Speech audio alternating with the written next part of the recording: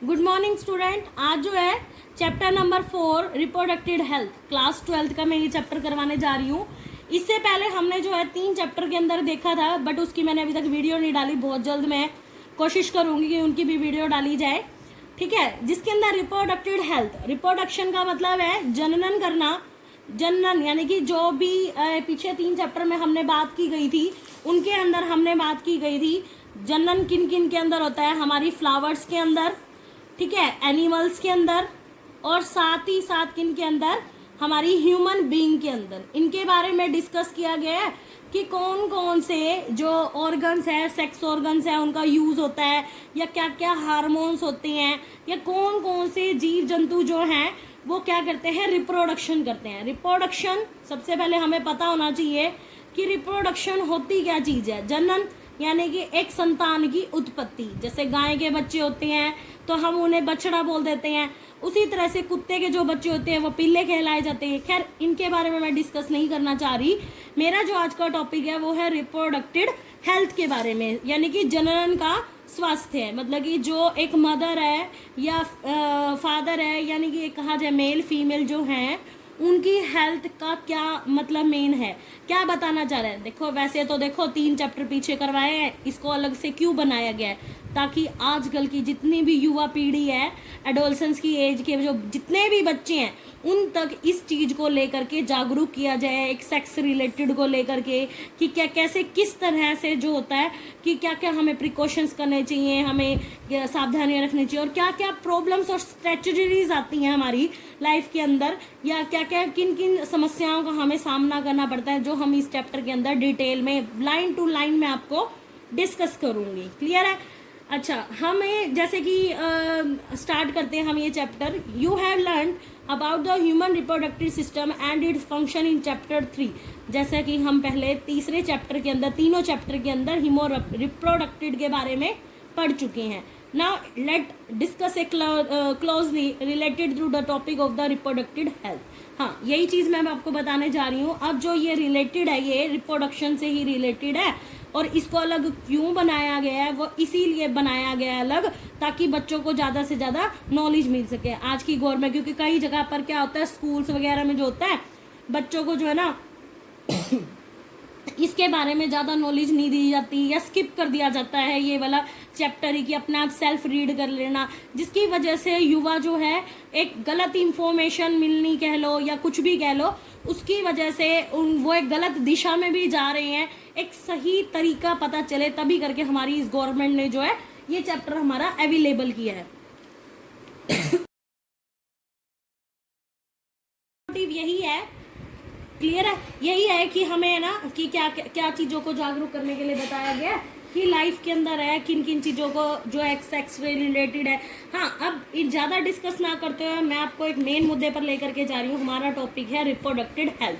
क्या चीज़ होता है कि हेल्थ से मतलब क्या चीज़ है कि एक फिट होना बहुत ज़रूरी है एक रिलेशन के लिए, जिसके अंदर हेल्थ का ये मतलब है। रिप्रोडक्टिव हेल्थ का मतलब है एक फिट होना, कि आपको है ना अपना एक फिट होना कहाँ से, किन किन तरीकों से, सिर्फ और सिर्फ एक हमें जो है healthy reproductive organ of the normal function, it has a broaded include the emotional, social, और जो है हमें मतलब कि एक मेंटलिटी रूप से प्रिपेयर होना चाहिए उस चीज़ के लिए।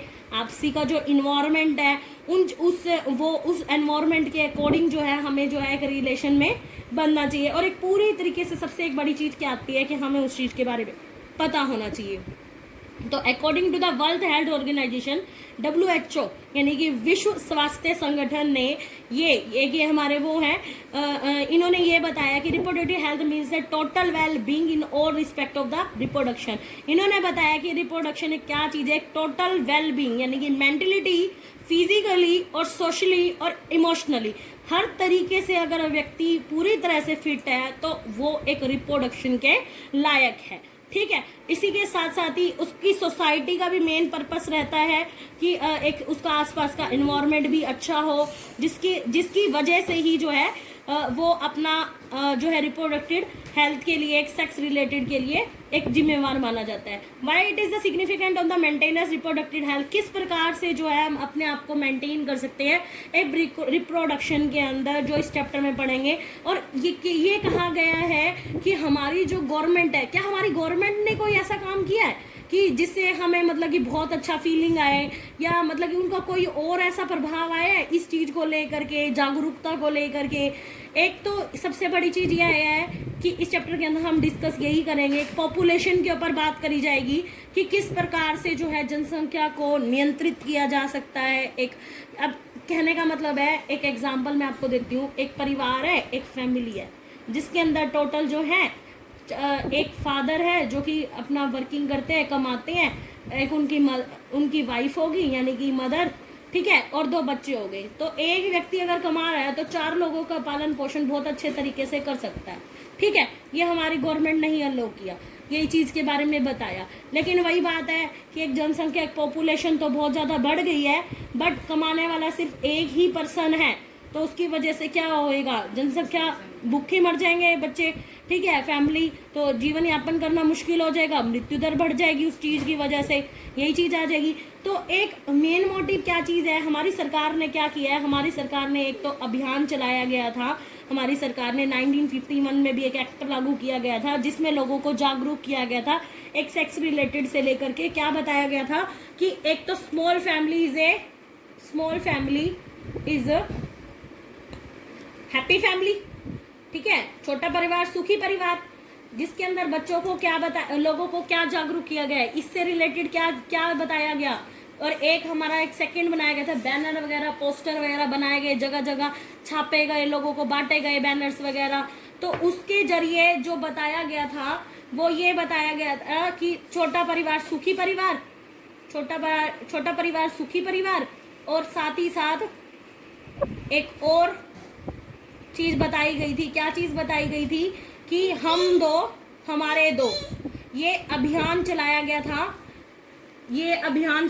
था जिसके अंदर है ना लोगों को जागरूक किया गया था इस चीज को लेकर के। और साथ ही साथ क्या चीजें की गई थी कि ये बताया गया था, India was the amongst the first countries in the world to the indicate action plans and programme at a national level to attain the total reproductive has a social goal. Programme called the family planning के बारे में बताया गया था। और साथ ही साथ कब, 1951 के अंदर। और एक ये चीज की गई थी कि एक गाड़ी चलाई गई जिसके अंदर कई सारे जो है गाने वगैरह चलाए गए ताकि लोगों को उसकी तरफ आकर्षित किया गया। जब लोग आकर्षित हो गए तो बीच में ऐसी ऐड चलाई गई जिससे लोगों को जागरूक किया गया। और एक चीज बता दूं, पिछले समय में जो था 1951 से पहले, हमारी आज़ादी से पहले, आज़ादी के आसपास क्या था कि एक बच्चे के ऊपर गवर्नमेंट ने किया कि एक बच्चे और दूसरे बच्चे के अंदर कम से कम 6 साल का डिफरेंस होना बहुत ज्यादा जरूरी है। और जहां 10 बच्चे पैदा होते थे तो उनमें से 1 या 2 मदर कह लो या फिर ये कह लो कि बच्चे जो हैं जो पैदा हुए उनकी डेथ पक्का होती थी।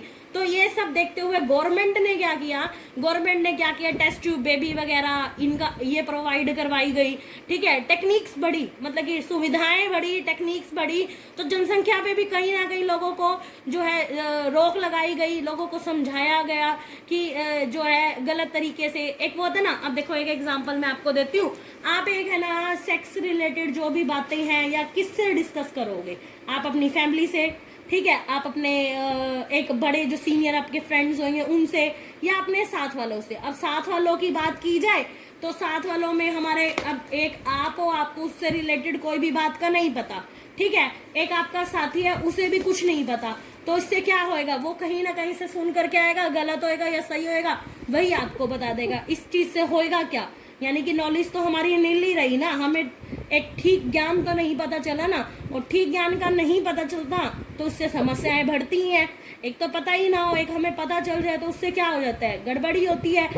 और साथ ही साथ इसमें हमारी गवर्नमेंट ने क्या किया कि उस समय में जैसे कि with the help of the audio visual, मैंने आपको बताया ना, एक गाड़ी चलाएगी, उसमें गाने वगैरह लगाए गए, लोग उसकी तरफ आकर्षित हो गए, फिर बीच में ये वाली हम दो हमारे दो, छोटा परिवार सुखी परिवार, ये ऐसी ऐसी कई सारी ऐड चलाएगी, बच्चों को जागरूक किया गया। और parents, other close relative, teacher and friends, इनके द्वारा हम जो है नॉलेज को लेते हैं। एक राइट इंफॉर्मेशन हमें जो प्राप्त होती है ना, वो किन से होती है, इन लोगों से हमें प्राप्त होती है, ठीक है। लेकिन so as the discourage of the children of the believing in the myth and having misconception about the sex related aspect, proper information about the reproductive roles and related changes, safe hygiene, sexual practices। और साथ ही साथ हमारी government ने क्या किया था उस समय में, क्या किया था कि मेन आज के समय में जो हमारी गवर्नमेंट है ना, उसका मेन मोटिव क्या रहता है कि बच्चों को ज्यादा से ज्यादा इस सेक्स रिलेटेड बातों के बारे में पता चले, ताकि वो एक सही ज्ञान प्राप्त कर सके। और कहीं ना कहीं उन्होंने क्या किया था उस दौरान में, ये बैनर तो लगाए ही लगाए थे, ये ऑडियो भी चलाई थी, साथ ही साथ बहुत ज्यादा मात्रा में, अधिक मात्रा में कॉन्डम्स फ्री में बांटे थे। और इस जिसे देख करके बहुत से लोग है ना काफी ज्यादा गुस्से में हो गए थे। क्यों हो गए थे कि वो कहने लगे कि ये सब बातें जो है हम बच्चों को क्यों डिटेल में बताई जा रही हैं, लोगों को क्यों समझाया जा रहा है। उनका मेन मकसद क्या था, एक तो इन चीजों की नॉलेज होना, एक पॉपुलेशन को नियंत्रित रखना, मेन उनका मेन मकसद था हमारी गवर्नमेंट का, ठीक है। और फ्री में बांटे गए, और लोगों ने, कईयों ने इसको अपनाया भी सही, तो कईयों ने इसके प्रति घिन भी पैदा करी गई कि ये जो चीज है ना काफी ज्यादा गलत है, जो लोगों को सिखाई बुझाई जा रही है। लेकिन इसके साथ साथ ही क्या मेन है गवर्नमेंट का कि एजुकेटेड पीपल जो थे ना, उन्होंने तो इस चीज को मान भी लिया था। अब आने वाले टाइम में या आने वाले चैप्टर में हम इसके बारे में जो है डिस्कस करेंगे और भी डिटेल में। क्या बता रखा है, एक हमें बता रखा है amniocentesis. What is amniocentesis? Amniocentesis क्या होता है, बच्चे को भ्रूण में ही मार देना। पिछले समय में जो होता था, आजकल तो क्या चीजें हैं, टेस्टिंग वेस्टिंग नहीं होती, बेबी बॉय है या गर्ल है। पहले समय में होती थी तो पता नहीं, लड़की होती थी तो उसको कोख में ही मार दिया जाता था। क्यों मार दिया जाता था, या पैदा होते ही मार दिया जाता था? शायद क्या पता वो लड़की भी कहीं जाकर के डॉक्टर, इंजीनियर, पता नहीं क्या कोई अधिकारी भी बन सकती थी, बट उसे मार दिया जाता था। लेकिन आज के समय में क्या चीज हो रही है कि उस चीज के ऊपर रोक लगा हुआ है। बता देते हैं अबॉर्शन वगैरह हो जाता है, लेकिन सिर्फ इसके लिए कि बच्चा जो पैदा बच्चा हो रहा है वो सेफ है भी सही या नहीं है। अगर नहीं होता, अगर वो डिसऑर्डर में है, तो उसकी तब अबॉर्शन के लिए डॉक्टर प्रोवाइड कर लेते हैं। लेकिन आज जो है इस चीज के ऊपर बैन लगा हुआ है कि मेल है या फीमेल है, बॉय है या फिर गर्ल है, ये चीजों पर रोक लगा दी गई है। और साथ ही साथ क्या चीजें थी कि सरकार ने जो आज भी बहुत ही ज्यादा हेल्प की गई है, किनकी हेल्प की गई है, आशा वर्कर्स। आपने देखा ही होगा कि हमारे जो गांव वगैरह में है आशा वर्कर्स होती हैं, वो आशा वर्कर्स, नाम इनका आशा होता है। ये क्या काम करती हैं आशा वर्कर, क्या करती हैं, ये जो भी मदर होती है ना, वो जो बेबी को बॉर्न करने वाली होती हैं, तो उसके लिए मेडिसिन देती है, उनके बारे में नॉलेज देती है कि क्या क्या न्यूट्रिशन दिए जाने चाहिए प्रेग्नेंट लेडी को, ठीक है। और पोस्टनेटल का मतलब यही चीज है कि आफ्टर डिलीवरी, कि पोस्टनेटल एक वर्ड है, पोस्टनेटल, आफ्टर डिलीवरी के बाद भी जो है कि एक मदर को क्या क्या न्यूट्रिशन लेना चाहिए, क्या क्या खाना चाहिए, किन किन दवाइयों का सेवन करना चाहिए, जो कि है ना बहुत सी है ना कई जगह पर तो लोग मान भी जाती हैं महिलाएं, बट कई बार क्या होता है कि पेरेंट्स जो है अलो नहीं करते इस चीज को, या उनके कोई परिवार वाले मना कर देते हैं, तब वो लेने से मना कर देती हैं, ठीक है। लेकिन उनको भी समझाया जाता है या कोई एक एग्जाम्पल दिया जाता है, या कुछ ना कुछ करके आशा वर्कर्स हमारी ये काम करती है और मोटिव करती हैं, ठीक है। आ रहा है समझ में सभी को? चलो अब आगे का टॉपिक हम आगे नेक्स्ट वीडियो में करते हैं। Thank you and like and my subscribe channel.